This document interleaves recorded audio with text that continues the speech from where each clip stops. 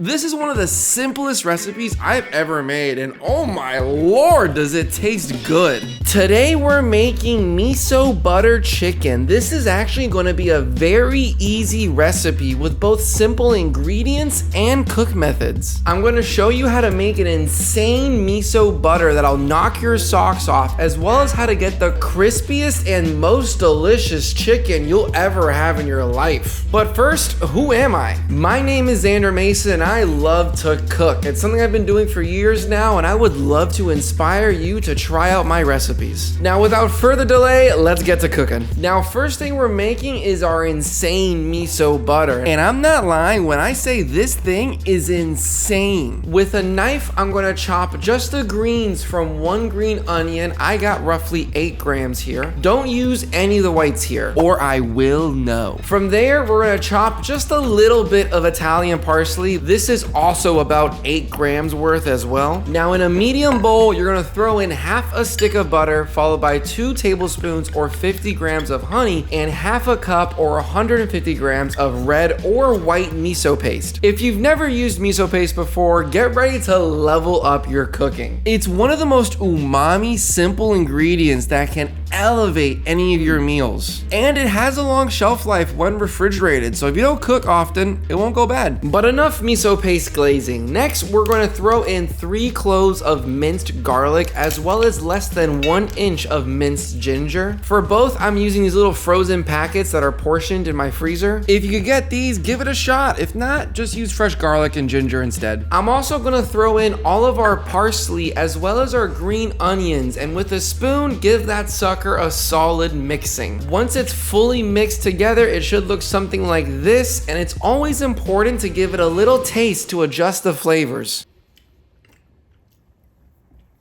Holy cow, that is insane. That is like the most umami, salty flavor punch I've ever had in my mouth.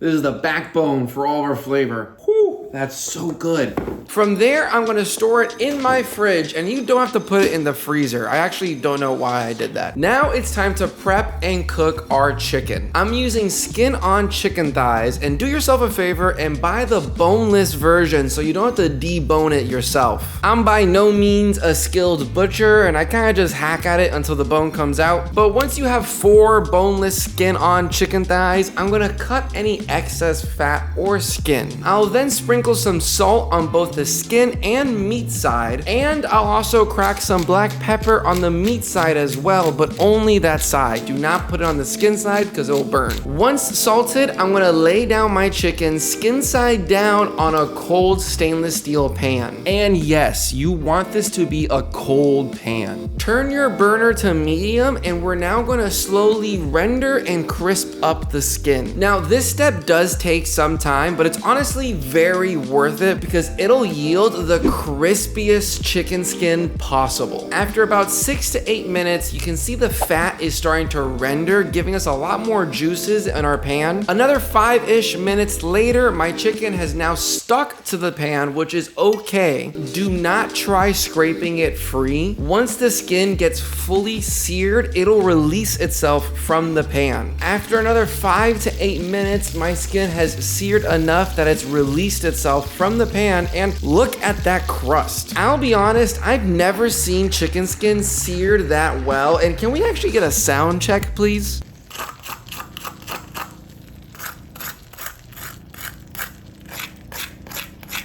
Now, if that doesn't make you excited, I don't know what will. Now it's time to incorporate our miso butter, and whatever you do, do not remove these juices from the pan. I actually made this massive mistake, but it's okay. I'm trying to forgive myself for it. I'll walk you through on what you're supposed to do. You're going to grab a healthy scoop of our miso butter, letting it melt and mix in with the chicken juices that should be in your pan. Gosh, I still haven't forgiven myself.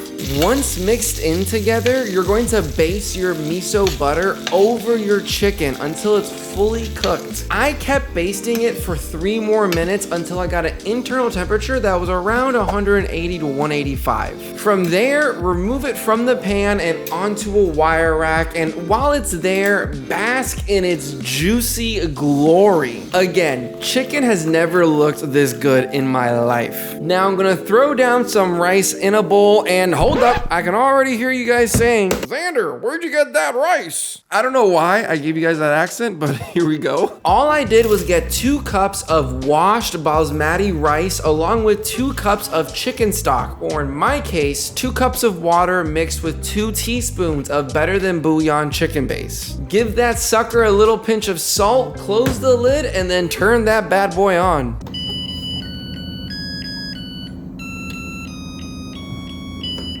Once fully cooked, I threw it into a bowl and then poured in half a bag of frozen chopped veggies, and that's it. A super simple rice that tastes amazing and is probably healthier than usual. Now, after placing my rice in a bowl, I'm gonna grab 2 of my chicken thighs, chopping it skin side down, and then laying it on top of my bowl, and boom! Now, I'll actually be honest, I don't love how this looks, so instead, let's just grab a whole piece of chicken and put it on top of the rice, and boom! You have an amazing miso butter chicken with some of the most crispy, delicious chicken skin humanly possible. All that's left to do is give this sucker a taste. This is one of those recipes that as you're cooking it, it just smells insane the entire time you're making it. And then the miso butter, this right here should be illegal. It's so good. There's no way this could taste bad when this is in it. Oh yeah, that's insane. That's crazy. This is the best chicken I've ever had in my life. Hands down, best chicken I've ever had in my life.